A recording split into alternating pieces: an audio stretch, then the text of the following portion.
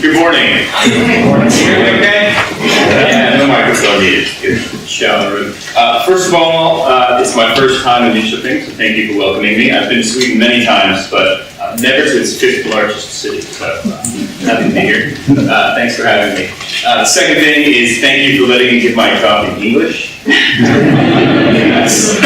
Swedish is non-existent, so beyond the formalities below, thank you. I've gotten that one pretty well on my travels here.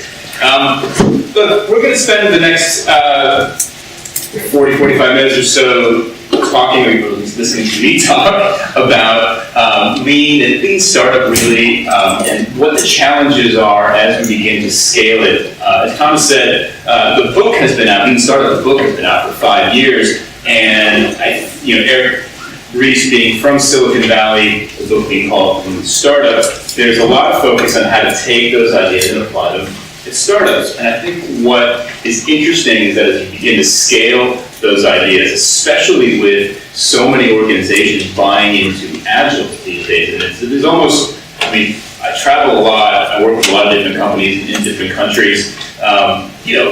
If I ask the question, how many work in an Agile organization, 100% of the hands go up, 98% of the hands go up. The other 2% go like this, right? Generally. And so what's interesting is as Lean Startup has become this movement of validating business ideas, and Agile has become the way of building ideas at scale. In theory, there seems to be some challenges in making those ideas work together, and certainly making them work at scale. And so I want to give you today a framework for how to think about scaling some of these ideas.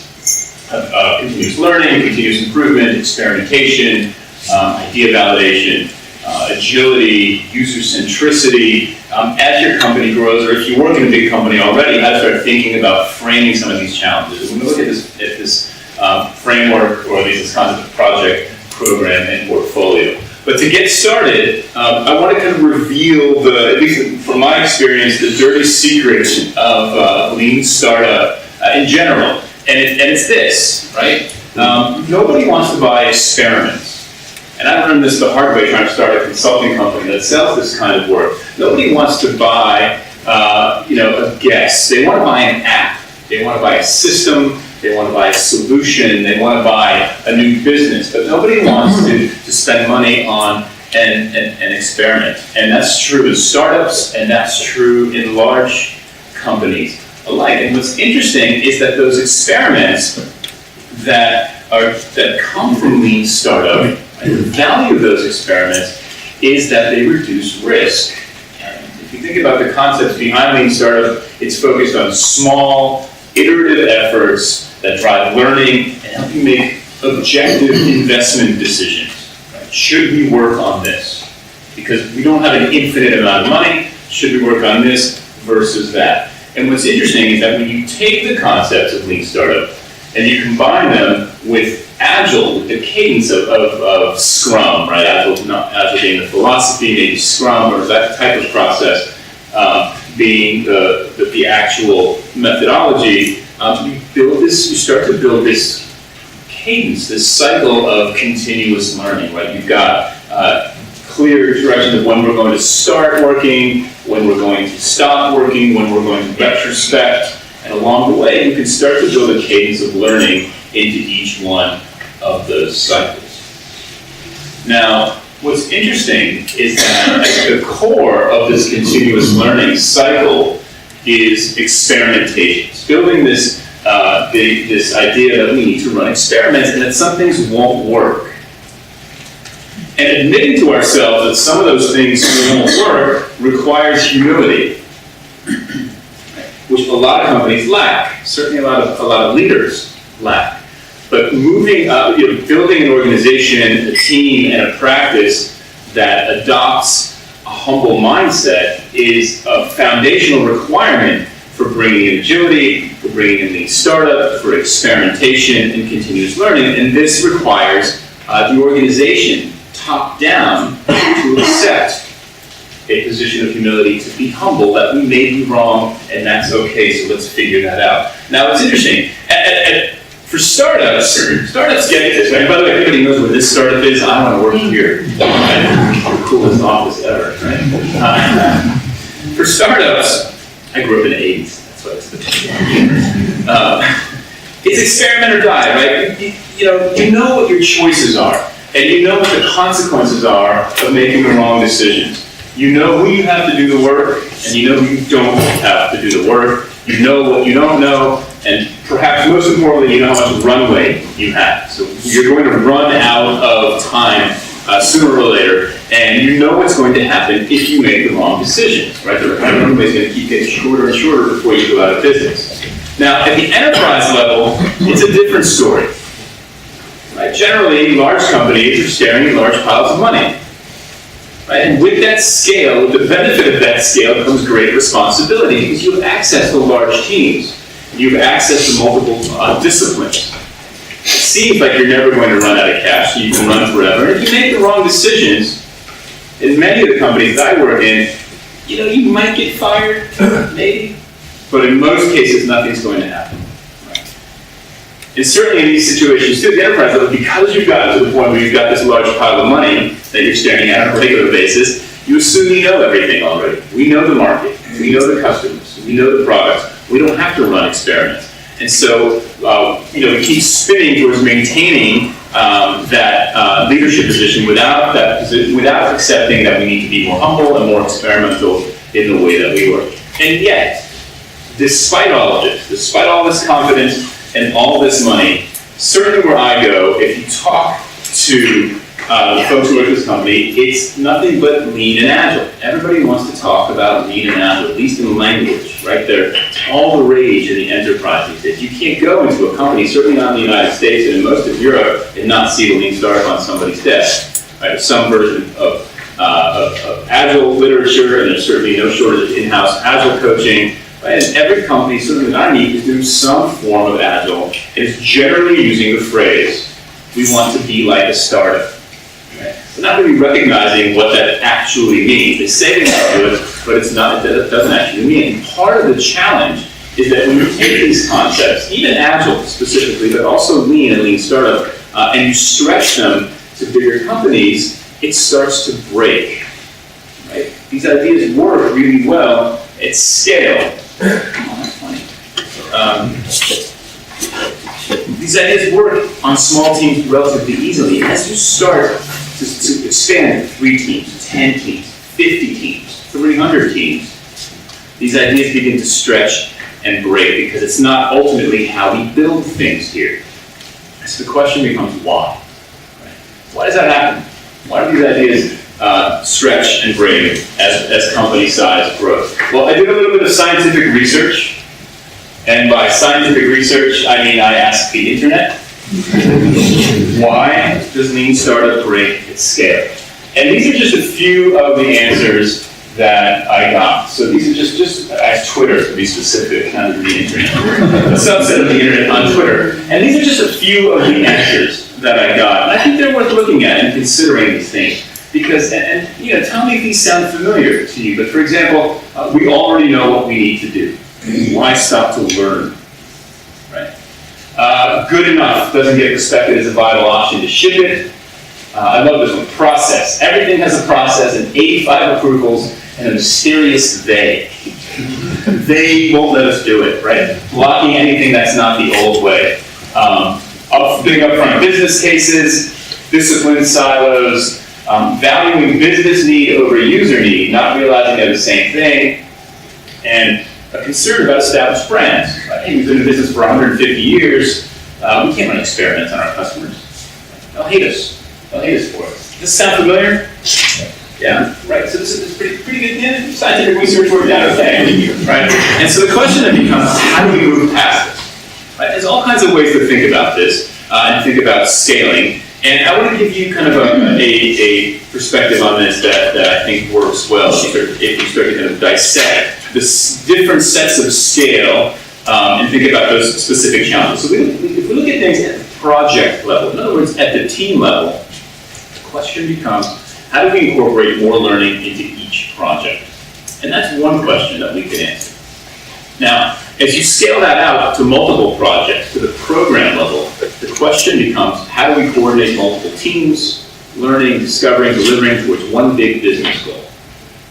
And that's another challenge that we can take on kind of in a more confined way, constrained way. And then when you stretch out to the whole company, right, at the portfolio level or the business unit level, you can look at it that way. If you're a really big company, how do we coordinate multiple programs? How do we enforce governance? Things around IP, personally identifiable information, privacy, legal compliance, things like that, and meet shareholder expectations. And that becomes a next level of questions. And so within each one of those questions, there's a unique set of challenges. Let's take a look at each one of the challenges at each one of those levels, just to give you a sense. So at the project level, try not to stand in front of the screen. The challenges that we're facing, injecting more learning and more humility at the project level, look like this, right? Most teams are optimizing for velocity. Teams that I work with anyway, let's get more stuff out the door faster. They're not optimizing for learning, right? Let's ship more stuff faster, let's increase our throughput. Balancing this product discovery practice, this experimentation practice, with delivery, especially when you're optimizing for velocity, is challenging. Many teams at the project level have no autonomy to make any decisions, which means they do have to run everything past the mysterious they 85 times to get anything approved and changed. Right? Teams take an incremental mindset to their work. What I mean by that, I think about Agile or agility in general. We're talking about an iterative approach to product development. You make something, then you make it better, then you make it better. But most teams think about, especially again, if they're optimizing for velocity, is they're thinking about things in an incremental way. Make something, make more stuff, and then more stuff. But we never go back and actually improve the old stuff. And then of course, perceived risk of brand and customer. Now, as you begin to scale this out into the program level, the challenges get more interesting and bigger, right? So we've got challenges across team coordination. If you've got 5 or 10 or 15 teams that are learning and experimenting and doing product discovery and lean startup, how do you coordinate them in a way that they're not duplicating effort? How do you manage the knowledge so that I know what they did and they know what I did, so that we're using our time wisely? They have to start working on larger legacy systems. Then eventually we start to run out of people. So we either offshore the work to external vendors, which starts to break our learning cadence, or we distribute it to different offices, different campuses, different countries, different time zones, which again starts to break that collaboration. Now lastly, at the portfolio level, the challenges get even more daunting. Don't worry, we're getting to solutions soon. At the portfolio level, you've got silos, whether they're discipline silos, right? Engineering sits over here, and design sits over here, and marketing is over there, and product management is somewhere else. Or business unit silos, right? We've got the credit card business doesn't talk to the commercial lending business, even though they're doing similar work. IT is a service provider, a critical flaw in many organizations still today. Software, let me make something clear. If you are a business of scale, or a business that seeks to scale in the 21st century, you are in the software business first. If you believe that, then IT cannot function simply as a service provider. Software is not something those guys over there do. Right? Software is how we run our business. We've got to start distributing that capability throughout the organization. At the company level, most companies see business value as greater than customer value. Let's solve for short-term business goals, right? As opposed to actually solving real customer problems.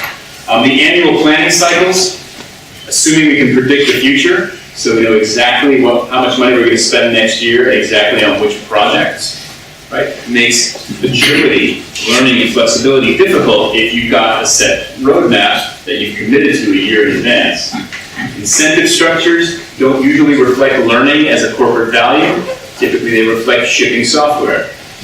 Governance is tough. How do you stay within regulation? And then lastly, this concept of Conway's Law, but in reverse. You guys know Conway's Law? Conway's Law says that your organization, your systems will mimic your org chart. Right? So you build systems that reflect the way your company is structured. Now, what's interesting is that if you want to change the way that your company is structured, once you've built the system, now the system is inflexible.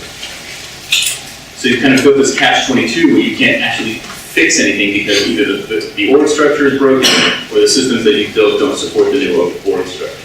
And these are big, meaty challenges. And how do you solve for this becomes a really interesting question. And the reality is this: there's no shortage of recipes for solving all of these problems.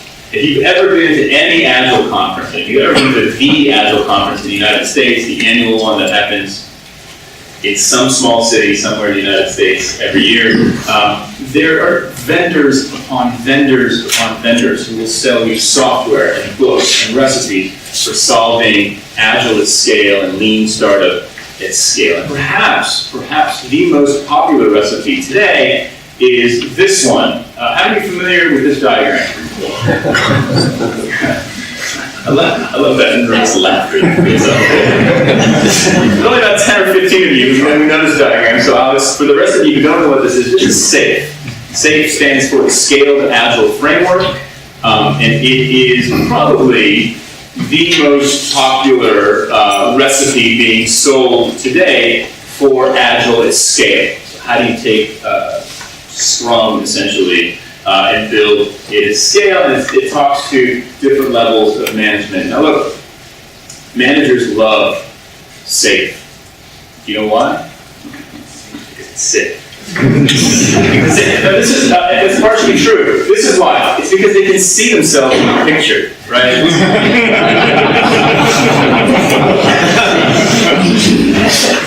But more importantly, they don't have to change anything about the way that they work or the way that they manage in SAFE.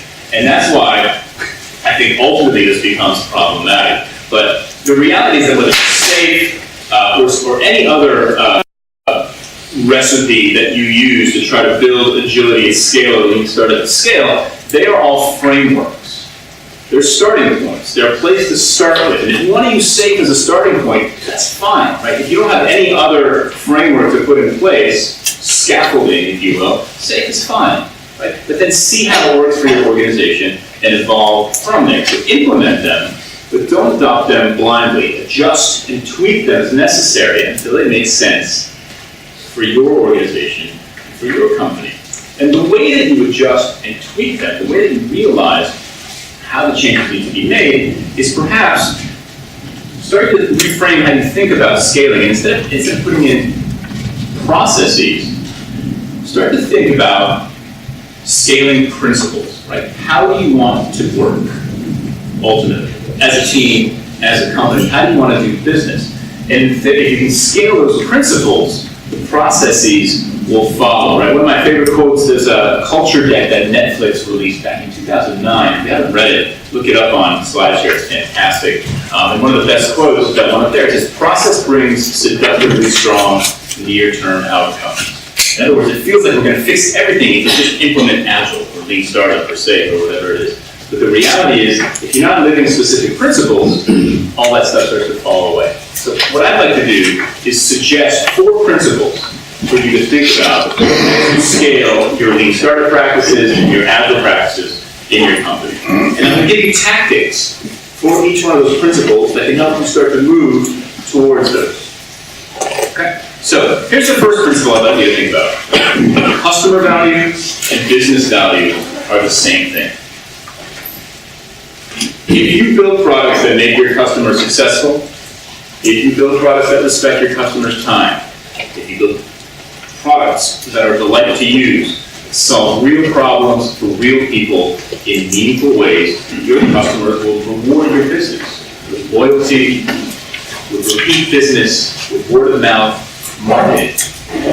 So many companies optimize for short-term business value, not realizing that optimizing here is what actually brings not just short-term, but long-term business value. And so then what kind of tactics should you put into place to help your organization start to think about customer value as the core thing you should be optimizing towards on a regular basis? One of my favorite is the concept of OKRs. Are you familiar with OKRs? Very few. Okay.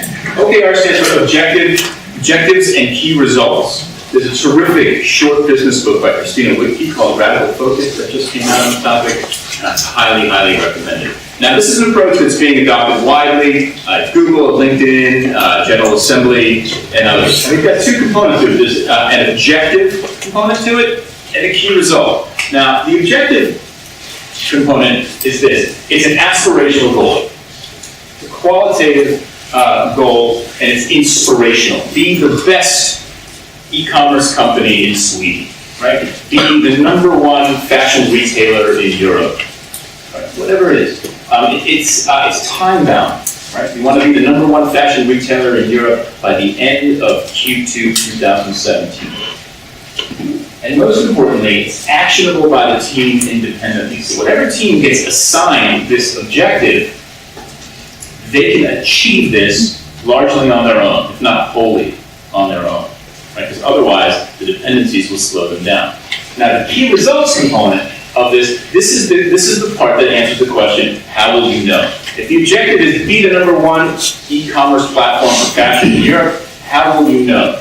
Well, we've got to measure it. It's got to be quantifiable, right? It's got to be a difficult goal to reach, but not impossible.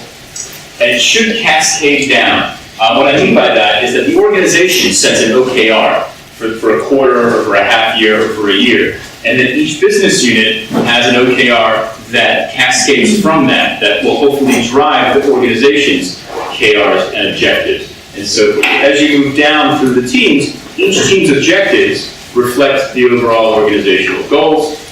And then lastly, they're rhythmic. And what I mean by that is just like agile cadences, at the end of a cycle, a quarter or a half year, we pause and we reflect to see if these metrics, if these OKRs actually still make sense for us as a business. We don't want to blindly optimize towards metrics that don't make sense. And if they do, great, let's keep doing it. And if they don't, then we need to change those metrics, and that's okay. Let me show you an example really quick. So just to get tactical, I realize that was a little, this is an example of OKRs, right? And so the objective is be the dominant platform for car dealer inventory management by Q4 2016. Right? That's our goal as a business or a business unit. Now, key results, 3 of them. 50% of all independent dealers are our users. That's a customer metric, right? That's customer behavior that you can optimize for, that keeps customer value first. 6 of the top 10 car makers mandate that our platform be used for their dealerships. Again, that's a different customer, but it's still customer behavior. And you can optimize for that. Your teams can focus on it. 40% of auto auction houses using our inventory API. Again, separate customer base, but a measure of customer behavior and success. And if you give these goals to your teams, what you're doing is you're giving them this problem to solve. Okay? Figure out how to get 40% of these auction houses to use our API.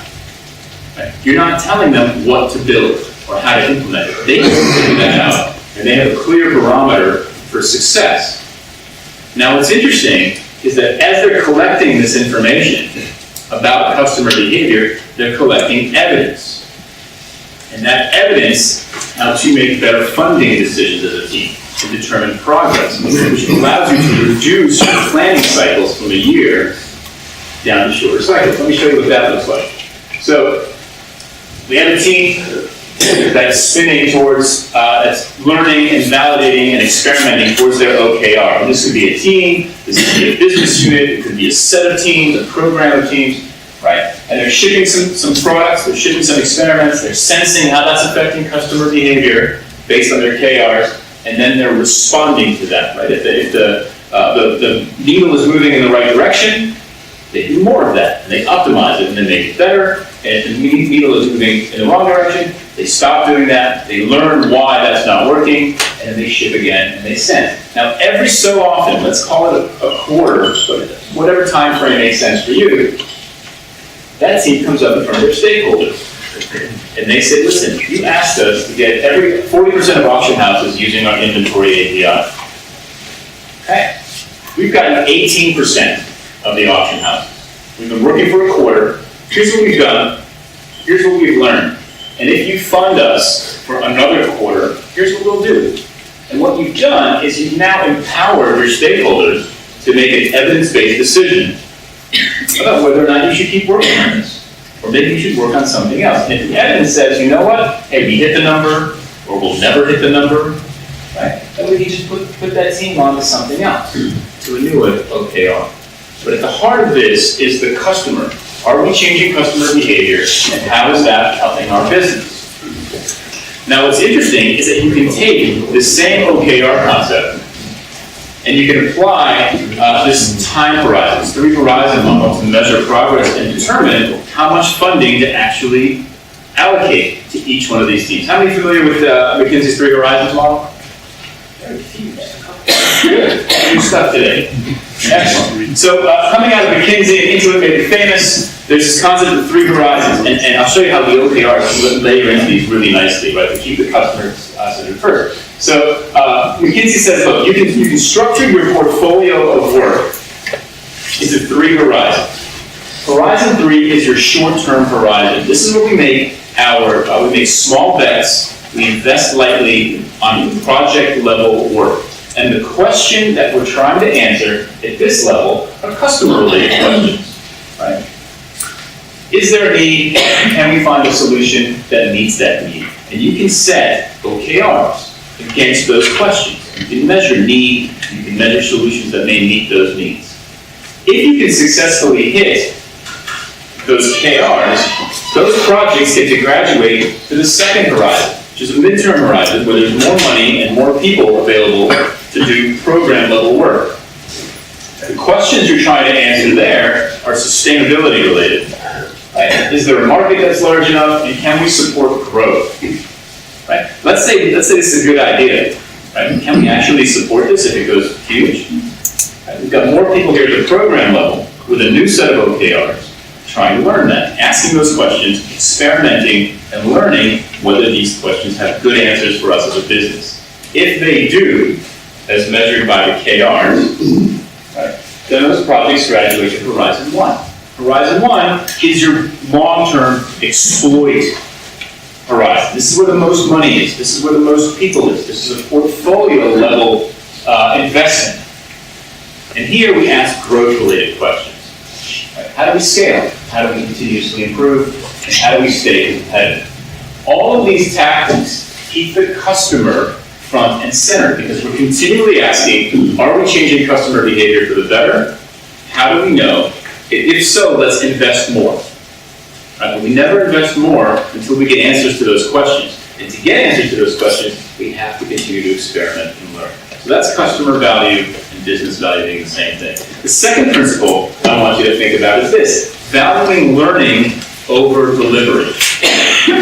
Getting product to market is the first step in a conversation, velocity and throughput, right? Learning which products to spend your time on and to what extent they should be invested in is more valuable. Right? It limited runway. And there's lots of ways to think about how to value learning over delivery. But most importantly, it's moving people away from very specific solutions to implement and giving them problems to solve. And one way to do that is to align your teams, especially at the program level, to a single metric of progress. The one metric that matters, you may have heard that, right? One of the risks of OKRs is that if you have 5 teams and you give each team a different OKR, they'll optimize locally. And they don't care about those 4 other teams because they're incentivized to hit their numbers, even if it means stepping on their colleagues' numbers. Right? By giving a set of teams the same metric, they have to figure out how to work together and how to self-organize in order to achieve that goal. And what they're doing is they're learning from each other, they're sharing knowledge, and again, the incentive for success is not shipping a new feature, it's hitting this metric, which inevitably drives them to value this learning and the self-organization over delivery. Now at the same time, many teams don't know how to do experimentation and lean startup and validation work very well. And so another tactic to help drive learning over delivery is to build pilot teams. Small teams whose goal is to learn, not ROI. Right? Their velocity will be slower, and that's okay. Right? And what we do is we let these folks figure out how to build experiments inside our healthcare business. inside our defense contracting business, inside our financial services business. And as they learn how to do that, they get better at experimentation and lean startup, and then they can teach their colleagues how to do that. So we can spin up a second team, and a third team, and a fourth team. Now, critical to the success of these pilot teams and to driving that culture of learning is to give these teams sandboxes to move towards. Now, sandboxes, from a technical perspective, are, they're confined digital spaces where we can safely play around with data and code and that type of thing. But we also want to give them governance sandboxes.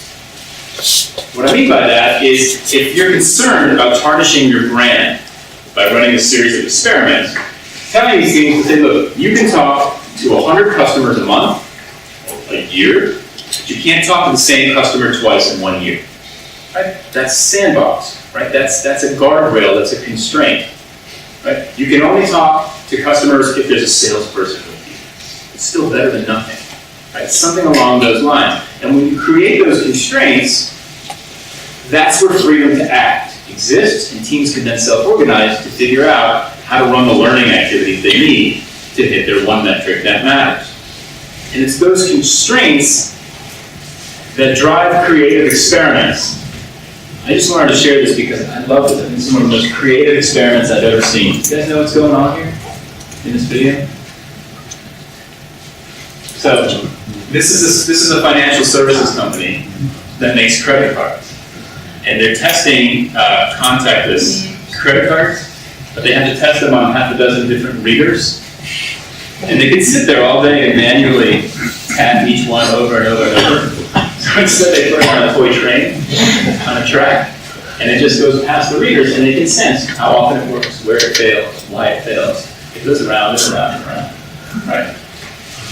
That's creativity and experiment, right? What can we do inside our sandboxes, inside our constraints, to learn what we need to learn, right? Creative, lightweight experimentation to drive that learning is more valuable than delivery. Right? So we've got customer value equals business value. We've got value in learning over delivery. Principle number 3, radical transparency. This is crucial to our success. Right? There are no secrets on our team. There are no secrets at the program level.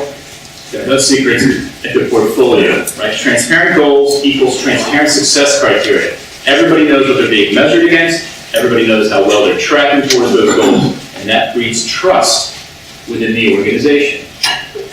The more trust you have, the more people work better. They work more successfully together. There are a few tactics for this. By the way, as you start to implement process change, I know the Apple coaches in the room will hopefully agree with me on this. The more transparent you are about why you're making that change, how that change is taking place, and the benefits of that change, the more accepting people will be of those process changes. So let's keep as transparent as possible. Let's look at some tactics for transparency.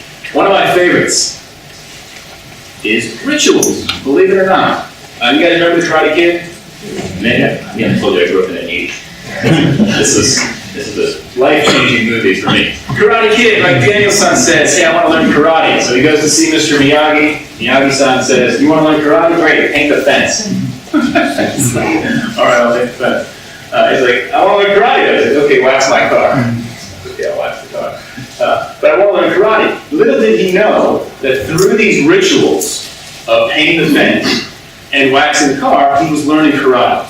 Right? The same can be said for some of the core rituals that we use every day in our practice. Things like stand-ups, retrospectives, scrum of scrums, demo days, progress reports. What these do is people may not know initially why they're doing these things, but it promotes transparency, right? Stand-up is an accountability tool. It just says, hey, this is what I did yesterday. This is what I'm doing today. That promotes transparency. Demo days, same thing, promotes transparency and knowledge management. Information radiators, things on the wall that simply just kind of project stats and numbers at us and experiment results, right? They help promote transparency and show that, hey, you know what, sometimes our experiments work and sometimes they don't work. And it's okay to fail, and we're going to learn from that, and we're going to move forward, and that helps teams learn from each other because they see what others have done, and then they can use it on their team. Another tactic for radical transparency is access to customers. Something that's so rare, so seemingly so rare and so challenging inside large organizations is getting to talk to the actual users, right? But that's where the rubber hits the road, right? The reality of whether you're building something that actually matters happens here when your customers use it. The sooner you can get that project in front of them, or that idea in front of them, the sooner you can find that out, right? This ensures that the market feedback is clear and widely broadcast. There's a case study that I like, that I'll share with you from our new book, from a company called Maxdome in Germany. You guys heard of Maxdome? Yeah, they're a German language Netflix, essentially, right? So they are they're a spin-off of a big German media company, but they're a relatively new company. Now they know, like when we wrote the case study, Netflix and Amazon Prime were coming to Germany. They're now there. But they were launching the company knowing that Netflix was coming and that Amazon Prime was coming, right? And so for them, they had to understand how to drive a different kind of value. And the only way to understand that is to really get to know the German population, to understand what could possibly make them go for a German language version of the service rather than just what everybody around the world is already buying. Right? And the way that they promote that is through access to customers. Right? They did a lot of different things. First of all, there's an unlimited budget for user research. If you want to talk to customers in Maxdome, you don't have to ask permission, you just go do it. But they do other things too. Like everybody in the company has to go sit in the call center every month and take phone calls. Right? To understand why people are complaining, why they're canceling, what's causing issues. Everybody has to use the service at home to understand what it's like when you're juggling a baby and trying to find a movie at the same time. Right? And my favorite part of it is Marvin is the CEO. He's a really smart guy. He makes all of his direct reports go to the Christmas markets on the high street across Germany and try to sell the service face to face. So he literally sends people out on the street to try to sell the service to strangers, right? So they can get the feeling of what it's like to try to make the value proposition across quickly and to see what pushback people get from that. And that makes the focus of the company, the product choices they make, the design choices they make, transparent to the rest of the organization. Now, equally as important as access to customers is access to data. And that's also really important. Again, I used to work at a company where getting a BI report, right, some usage data, was incredibly difficult. There was a queue, you had a limited number of hours every month. If you ran out, that's it. You couldn't get analytics data that month. And if the CEO wanted data ahead of you, well, you lost your spot. Right? That's how it worked. Whatever we need to make the analytics, the quantitative side of this equation, available to our teams increases transparency. Make reporting easy, make access easy, give everybody a chance to have access to that data. Like everyone should get it, no more queues. And this all drives transparency. So customer value equals business value. We've got learning over delivery, we've got radical transparency. The last principle I want to share with you is humility in all things. Sorry. Come on, man. It's almost over, I promise. For us. There's a humble man right there. A much more humble Silva. Humility in all things, right? Just because we've always done things a certain way doesn't mean we can continue doing it that way, right? You've heard that term before. My favorite version of that is whatever we do, we should have a strong opinion that's loosely held.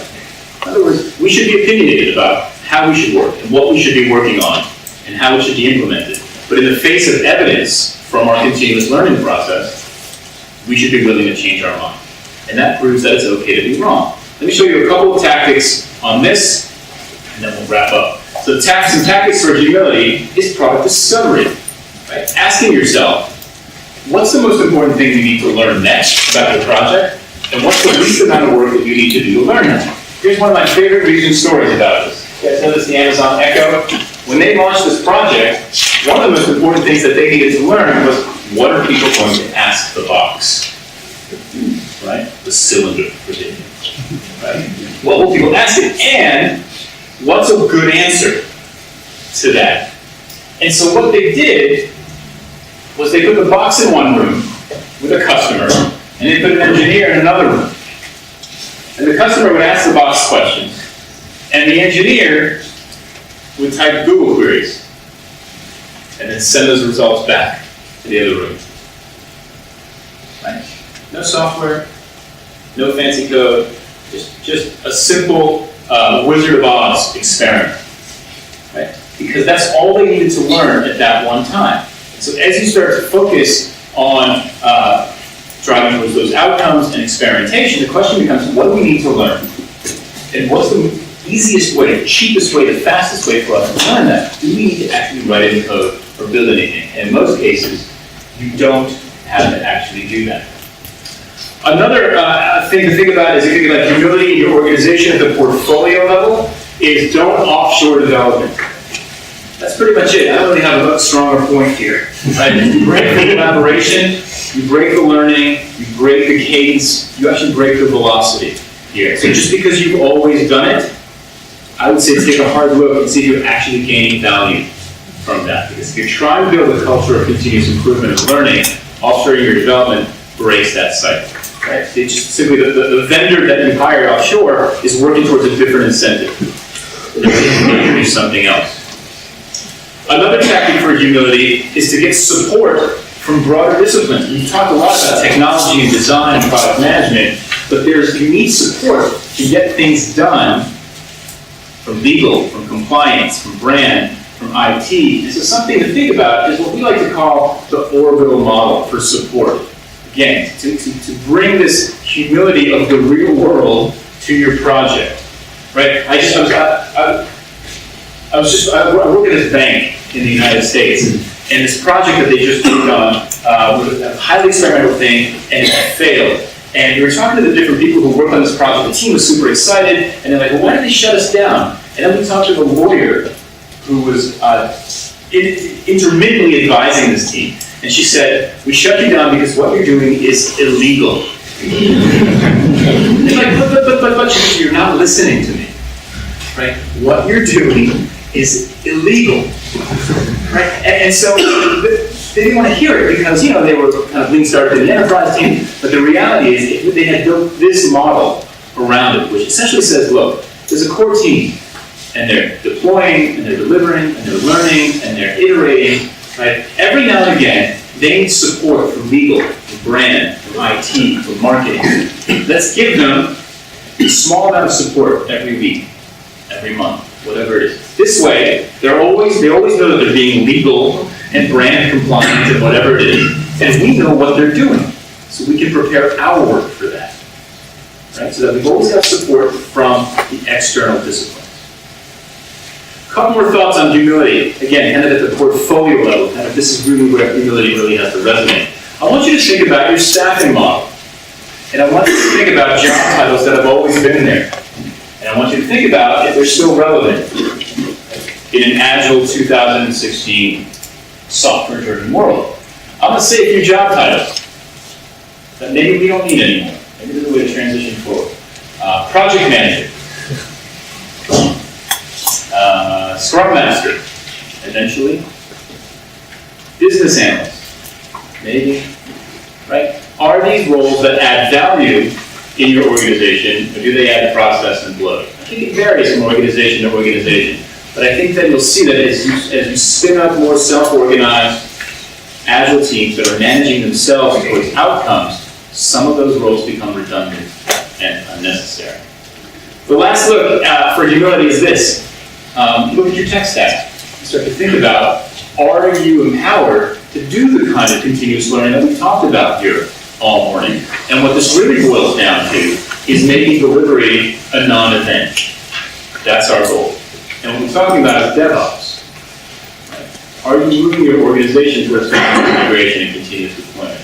Are you giving your teams the ability to shift things whenever they feel like it, to roll it back, to to learn from those, right? As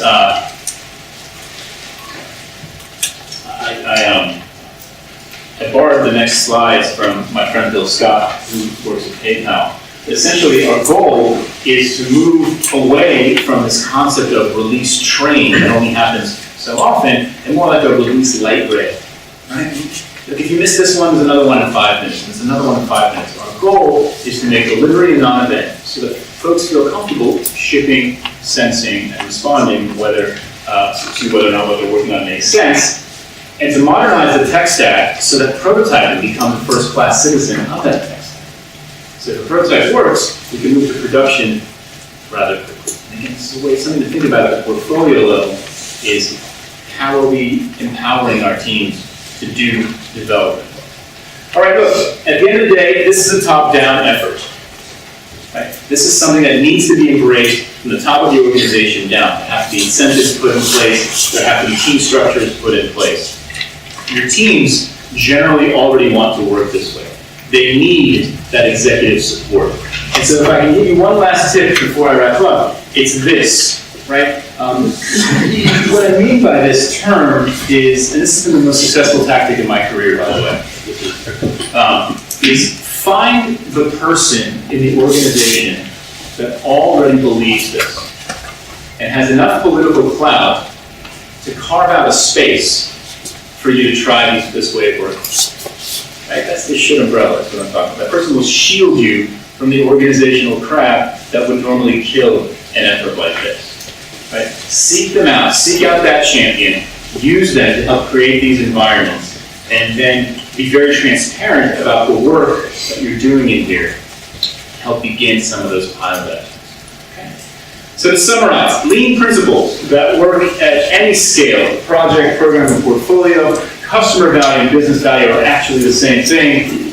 Learning, delivery, radical transparency, and humor in all things. Thank you very much.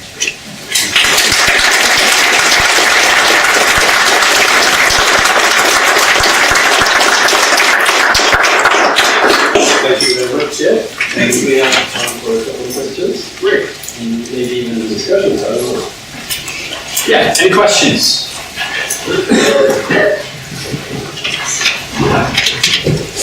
Okay, then on to more. One of the tools could be customer value equals business value. Yeah. Some companies don't actually sell to the users. Yeah. So we have a difference between users and customers, and maybe other stakeholders too. Agreed. A few words on maybe handling that type of situation. Who owns the value? Fair enough. I think there's, look, so there's an increased complexity in those situations, but I don't think it changes the principle at all. I think you have to understand what value the buyers think they're buying.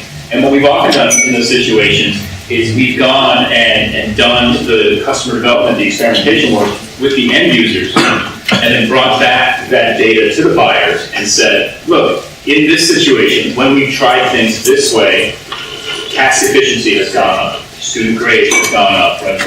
Whatever it is that they care about has gone up to make the case. So collecting the evidence at the end user level can inform both the sales process as well as the conversation that you're having with the buyers.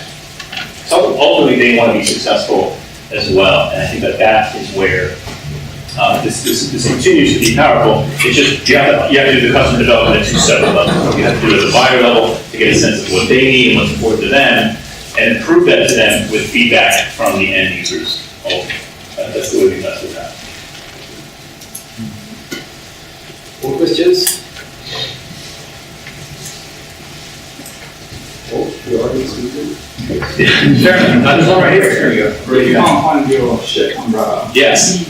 how do you go in tactics for sort of convincing management just as you work? Yeah, the question was, if you cannot find your own local friendly neighborhood shit umbrella, what do you do? It's a great question, actually, because they're difficult to find sometimes. What I would do is I would try to find a small set of like-minded colleagues, cross-functional set. I would find at the very least, a designer, an engineer, and product manager, right? At the very least, some combination of those, and say, hey, there's this thing that we could work on, and if we just had a week, I think we could make a lot of work. And then I would go make pitches. I would find executives that you think you're friendly with and say, listen, I've got these 3 people that and we think that we can fix this thing in a week. You just give us a week. Let me show you what we can do. Right? I don't need a lot of time. Right? Whatever you feel asking for, you feel might actually get an okay. I would ask for that and see until you find the right person who gives you the green light to do that for a week. Now, once you get that green light from that person, and again, I know this is personal experience, some friends' experience, the responsibility is on you to be even more transparent than what I was talking about up here, because someone is putting their neck out on the line for you here, and so the goal is to make sure that you don't go hide in the corner, and then at the end of the week, come back and be, you did this thing, right? And nobody knows what you did. And so the more open you can be about, here's how we're working, here's the experiments that we've run. The first 2 were terrible, right? The 3rd one was pretty good, the 4th one was even better, and here's the progress that we made over the course of the week. The more convincing your results are at the end of the week, and the more convincing you'll be to say, hey, that worked well for a week. Can we have a month? Can we have a quarter? So I would put together a small pitch for something low risk but strategic and relevant, and with a small team, and then make a small ask, and then win, and then build on that. Find the person who will say, okay, I'll give you a week to do that. But again, it's on you to be as open about that moving forward as possible. Otherwise, they won't buy your results. Last question. That's one of them. So I'm sure there's a bunch of us in this room who just spent the last hour nodding. Not nodding off, nodding in agreement. And yet,